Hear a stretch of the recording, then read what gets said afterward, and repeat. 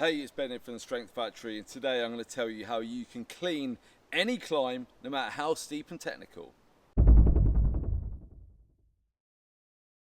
Whether you're a trail rider or maybe you race enduro or cross country, at some point we all have to climb, and sometimes they're a bit cheeky like this one. It's steep, it's technical, and it's very hard to get up. So today I'm going to run through a load of training tips that are going to help you to be a better climber for short, sharp, technical climbs like this one. Tip number one is that in your general riding you should try to stand up more when you're climbing. These days we've got massive cassettes, we've got great geometry, some of you got e-bikes, so do I, and everyone is always just sat down on the climbs. It never used to be that way, and whilst I'm not saying the old days were better, there were advantages in terms of that strength that you developed when you had to stand up and actually work up the climbs because you'd run out of gears.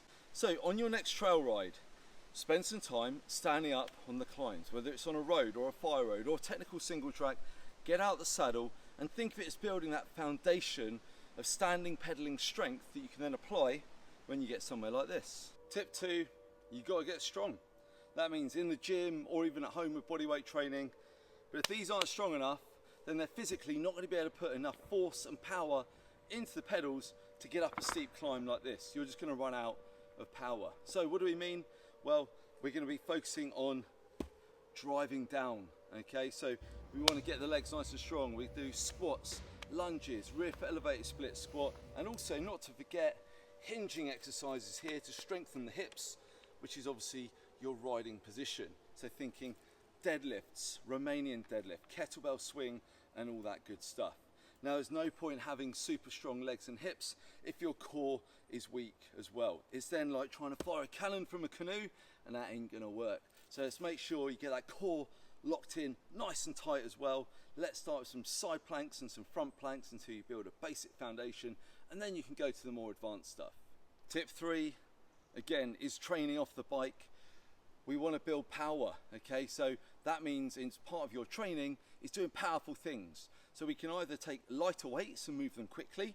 So we could take a squat and just squat with a lighter weight and move fast. But it also means things like jumping, okay? Box jumps, squat jumps, single leg jumps, all that good stuff. Basically what we're looking to do is to do powerful, explosive movements to really get the hips and the legs working fast to become more powerful. Because guess what? It's power that's going to get you up there. For tip four, we're back on the bike, and we simply need to do some sprint training, up on the pedals, trying to bend those cranks, being super powerful. You can do it on a road, gravel, mountain bike, whatever bike you want, and you can also do it indoors on something like a watt bike.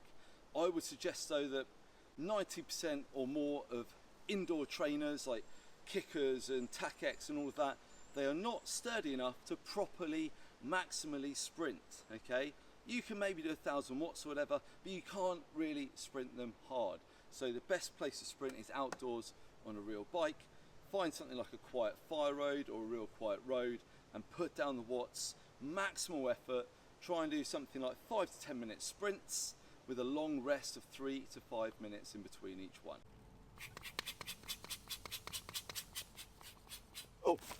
Oh, sorry, I was just pumping up my tyre. Hit subscribe while you're there. Go on, just click it right now. Do me a favour. Click subscribe. Thank you. Tip 5 is do some interval training. And this is really about building your engine and your ability to do high intensity efforts. Now, this climb here is pretty short and sharp. Really, your fitness doesn't determine whether you get up to the top of it or not. But if this was in a race situation, cross country or enduro, it's your level of fitness and conditioning, in particular your ability to operate at high intensities, that then determines how knackered you are at the top of that, and then how well you can recover and do the next part of the race or the stage. So what we want to focus on is what's called VO2 max. And so really these are intervals anywhere from 30 seconds up to a couple of minutes, where we're going to work at very high intensities, where we're coming close to or even hitting maximum heart rate. They're also going to cross over for slightly longer technical climbs than this, that are more like those durations I just described. Now, I've got a load of video content all about interval training, so I'm not going to get into the details of it now, but guess what? You're going to get some links up there and links in the description to a couple of great videos that are going to help you to do better intervals. Tip number 6 is actually a whole load of little tips, and it's about technique for getting up those steep and technical climbs. The first one is understanding that really it's all about forwards and backwards, weight distribution and balance. Okay, so if I'm stood up and I'm too far back, I've got loads of traction on the rear wheel, it's not going to spin out, but that front wheel is going to lift. Okay, it's going to get vague, I'm going to wobble around. Similarly, if it's really steep and I'm on the front too much, trying to keep the front end down, then the back wheel, it spins out like that. I'm going to lose traction, boom, boom, I've dabbed, I haven't made it. So it's all about getting that weight adjusted forwards and back. On that note, I've got a little Jedi trick for you. So we've all got dropper posts, and when it's all the way up, chances are it's not going to be ideal for a technical climb. Okay, so what we can do is we can just drop it an inch or two there, and then I can do kind of half seated, half hovering pedal, and it just moves your weight slightly further forward if it's kind of a seated kind of climb. You're a little less efficient, but it's easier to balance your weight fore and aft. Trust me, it works. Just like when we're going down the hill, when we're going up the hill, you got to look where you're going. It's real tempting to be beasting yourself up the hill, and I'm literally looking at the logo on my mudguard there. Okay, look up, look where you're going, plan your route and your line, and also where you're going to accelerate and where you're going to slow down. Okay, assuming that there's like steps or routes and things like that, you're going to have accelerations followed by recoveries. All right, look up, plan your route. Gear selection is super important. So you want to get some speed into the climb, maybe, so you're sprinting on the flat bit. You want to be in a high gear so you can actually get some speed up. But then before you get to the steep bit, you actually then want to do a couple of backed off pedal strokes to get into an easier gear before the steep. Otherwise, what's going to happen is you're going to lose your momentum, and then the gear is going to be too hard. You're going to stall out. You're going to try and shift up the cassette, and you're going to break the chain, or it's not going to go, or it's going to be a big clunk, or you're probably not going to make it. So you've really got to experiment with your gear selection and choosing where on these climbs to make those changes. The final thing I'll say about sort of skill and technique is just having a few different things in your arsenal for the most techie of climbs. So you should be able to obviously lift your front wheel just by your body weight, but also a timed pedal stroke to lift the front wheel up steps and routes and things like that is a very useful skill. Similarly, there may be a position on a trail with a tight turn where you may then need to track stand, okay? Or similarly, can you hop the back end around to get around a tight tree or something like that?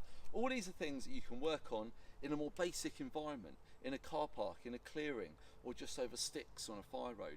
And you can then take them onto the more technical trails and hone them and develop them to become a better rider. That's the name of the game, isn't it? Simple. Tip number 7 is actually one of my favourite ones, and it's to introduce a little bit of friendly competition and maybe do some climbing challenges with your mates. Just like you might session some turns or some jumps or something like that. You know what? Let's see who can get up this first time. And if none of you get it, then let's just see who can get up it, okay? Let's make it interesting. Who's buying the coffee? Who's buying the cake? Who's buying the beers? Okay, or who's washing the bikes after the ride? That's going to quickly motivate you to try hard to see if you can get up this stuff. So, friendly competition, challenges, do it with mates. It's going to make it loads more fun. I guarantee you're going to see progression when you approach your riding like that. And finally, tip number 8. This is something that I've actually come back to in many of my training videos, and it's just simply committing. Commit to working hard to get up the bloody climb. Commit to pedaling and not pushing, okay? Like I said earlier in the video, you will often see riders who'll get something like this, they just assume they can't do it and they won't even try. Those riders will never get any better. It's simple. You've got to commit, give it a try to be a better rider. And even if you only get that much further this week than you did last week, if you keep making that much progression, then guess what? In a month, in 6 weeks, you'll be able to get up it. Okay. There you go. 8 training tips to make sure that you can clean any climb, no matter how steep and how technical.